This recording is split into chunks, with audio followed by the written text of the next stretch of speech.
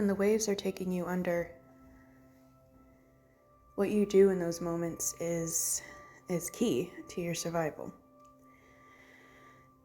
My brother, he survived something that he shouldn't have today. By all accounts, he should have died. But he survived.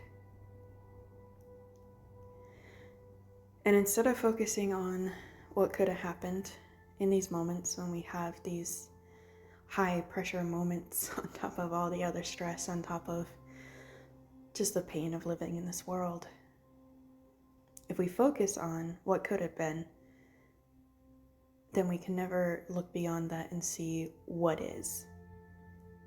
My brother survived. He's alive. He's in pain, but he's alive.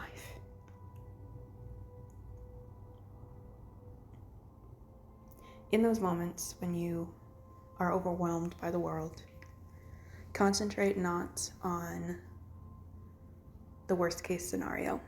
And I know that's hard. It's I know that it's hard. And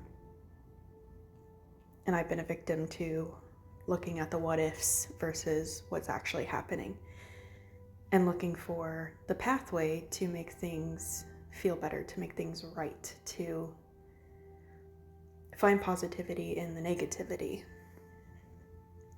If you have those moments, if you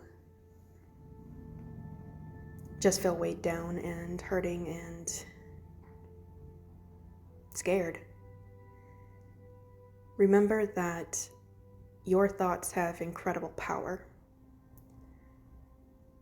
And at some point in the journey through anxiety, depression, mental illness, we have to learn how to take hold of the positive, and I can't say get rid of the negative because it doesn't go away, but corral it and tell it, you don't have any power over me anymore.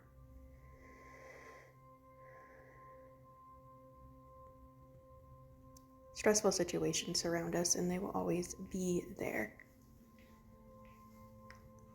For me, this process looks like a visualization. I see the negative. So, for example, my brother could have died today. I could have lost him. And honestly, the old me would have gone down the path of what I would have done.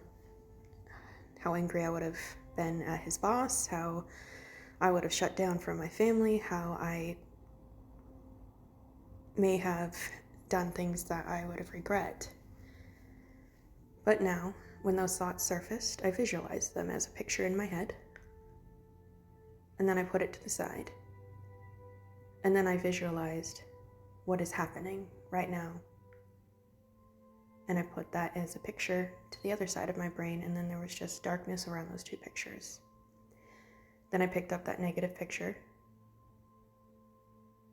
just in my mind's eye, and I crumpled it up and I threw it into a fireplace that I had created in my mind.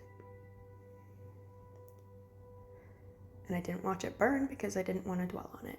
And I focused on the positive picture in front of me. Now, it's not to say that I'm not still tight in the chest and I'm not still a lot freaked out over what happened, but I'm not having a panic attack, a full-blown panic attack, and I can articulate how I feel and what I want to say, and that's something that a few years ago I wouldn't have been able to do. So if you have those moments, consider the visualization method and consider how it would work best for you, because I went through a lot of rounds of that visualization. It started with me, when those thoughts would come through my head, when those memories or whatever it was that was plaguing me, I would physically, in the real world, flip it off. But you can't do that at work, right? And I found myself kind of doing it out of habit because those thoughts would fly by quite a bit. And so that's when I started the internal visualization. I cannot say that word. Visualization.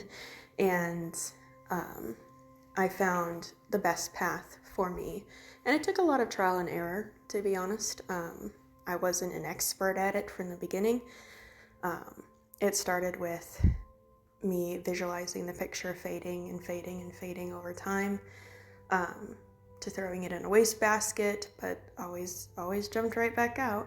So now I have that visualization of what could have been or what has happened, the positive picture of what has happened, irregardless of what happened, or the reality that I actually am living in, and I throw that old picture into the flames and I let it burn.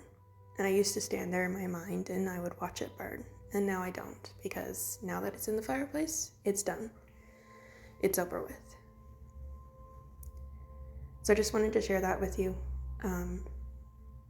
Again, not every method I share is going to work for you, but you can take it, try it, and you have to try it for a while, because you can't just try it for a couple times and then it doesn't work so you give up on it. It's try, modify, try, modify. Thank you guys for listening, and I hope that this is helpful to anyone who might start spiraling because of situations in their life or memories that may occur. Until we meet again, we adapt, we adjust, and we overcome this together.